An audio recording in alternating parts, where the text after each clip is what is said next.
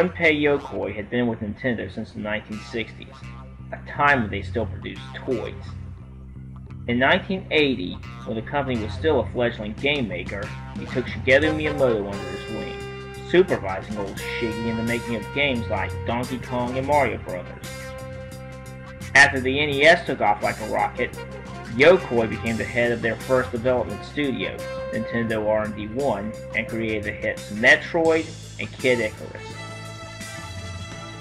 In 1989, Yokoi's team would churn out a successor to the aging Game & Watch line, a gray rectangle with a green screen called the Game Boy, launching with such titles as Tetris, Tennis, Baseball, Castlevania the Adventure, and Super Mario Land.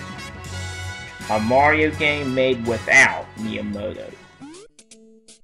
We're not in the Mushroom Kingdom this time around, but a new country called Sarazaland. There's no Bowser to fight, but an alien called Tatonga instead. The princess you're saving isn't Peach, but Daisy, a new inductee. Your quest to save her spans over 4 kingdoms. Egyptian-themed Bilabuto, Ocean-themed Muda, Easter Island-themed Easton, and Chinese-themed Chai. The game plays just like SMB1 for the most part. Worlds 2-4 and 4-4, however, are underwater and sky-based shoot-'em-ups respectively. Aside from piranha plants, none of the classic enemies show up, unless you count the subspecies of bullet bills and Goombas. Fireflies do make a comeback though. Also appearing are bombshell Koopas, who have bombs for shells. Among the one-shot enemies you fight off are little sphinxes called Gals, robots called Mechabones, flying Easter Island heads called Bacadons, and Chinese vampires called Pionpis.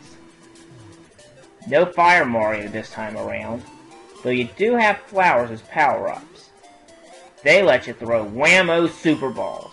Tell them about it, Johnny! The most amazing ball ever created by science. Energized Super Ball is now in your hands. With amazing rebound, Super Ball actually bounces over a house. Now, watch Super Ball carefully in slow motion. Strange, weird, makes every bounce a game. Every game more magical. At the end of each kingdom, you fight one of Tatonga's underlings. King Totomez the Sphinx, Dragon Zamas the Sea Monster, and Hioihoi, the Rock and Roll Rock Monster. After beating each, you think you've saved Daisy, but the princess is in another kingdom.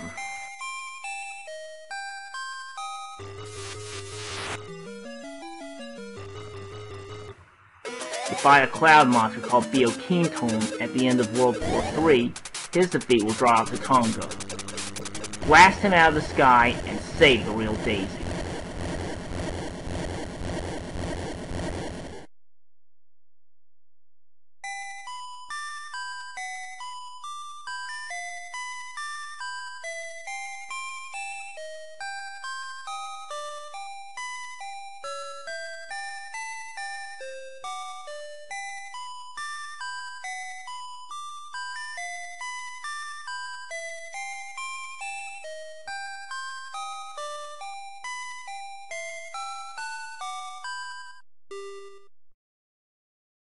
After the credits roll, you can play the optional second quest.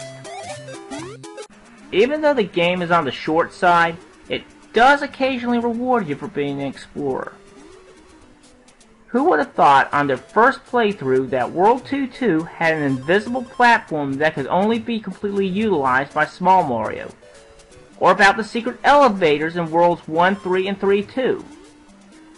A little dated, probably, but a fun game nonetheless. It showed the capabilities of the Game Boy, and has a great soundtrack. Gotta love the ending theme.